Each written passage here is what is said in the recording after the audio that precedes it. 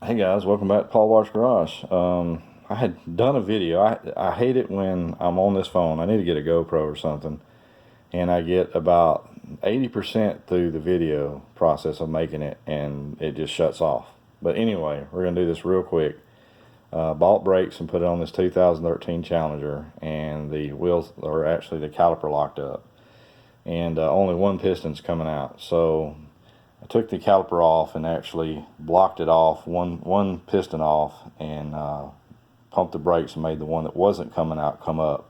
Done it several times. Greased all my pins here. You pull out and grease them, stick them back in the boot. Just be careful.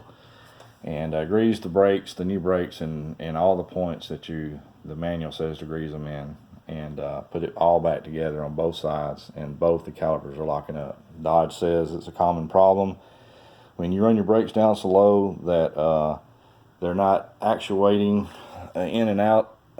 They're coming out too far, and debris and stuff builds up in the caliper, and it causes it not to work and lock out.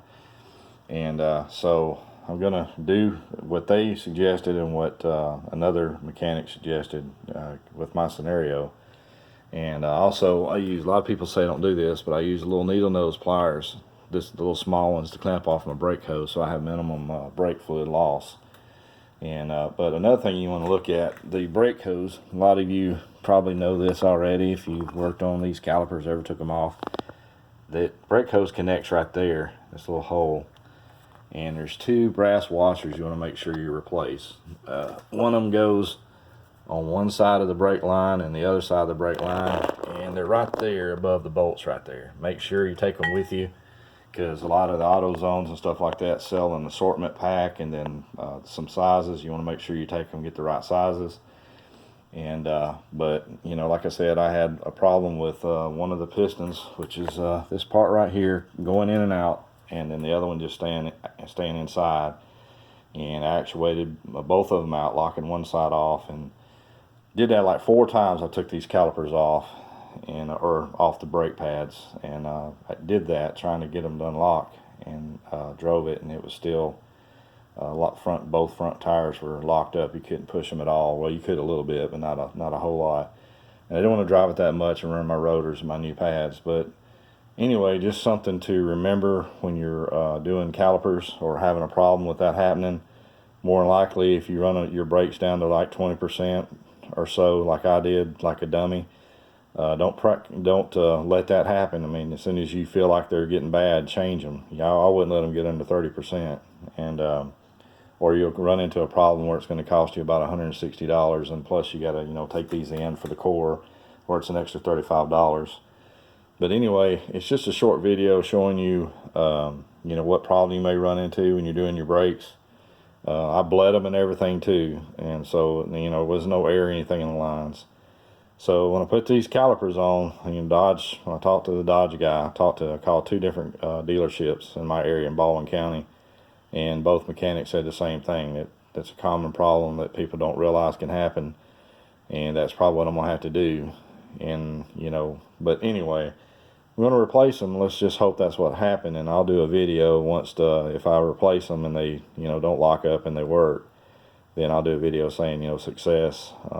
Hopefully, I don't know how I would have didn't get brake or air into the ABS system, because if you do that, then you're in trouble, because Dodge made it to where you have to go and have it hooked up to an electronic machine that electronically flushes the system out, puts new fluid in there, and gets all the air out, and it's a minimum of $150 to $160 to have just that one thing done. Of course, they're going to come up with a bazillion other things that they got to do to it to fix it. You never go in there for one thing and get that fixed. They always come up with 10 other things that you got to have done, or it ain't going to be right, or they're can't let it roll out of their shop without fixing it. But anyway, I love you, Dodge, if you're listening. But anyway, just a little update on what I got going on today, and like I said, if I get it fixed, then I'll let you know. And hopefully this video don't end like the last one. I got to about 5 minutes and it shut off. But anyway, I got stabilizer end links and stabilizer bushings to put in here, which will probably be next week, because I actually took off today to get this job done.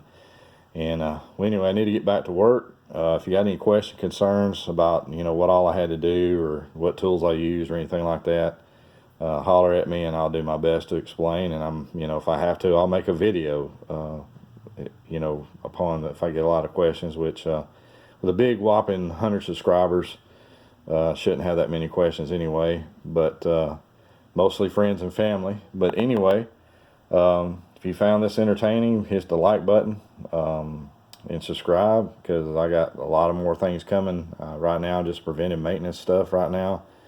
But it is tax season, and I've got a few surprises coming for the car, probably some headers, and I'm thinking about putting 390s in it. This car came with 306's gear ratio in the rear end, and it seems to be pretty easy to change the whole hub assembly or the whole rear end assembly out.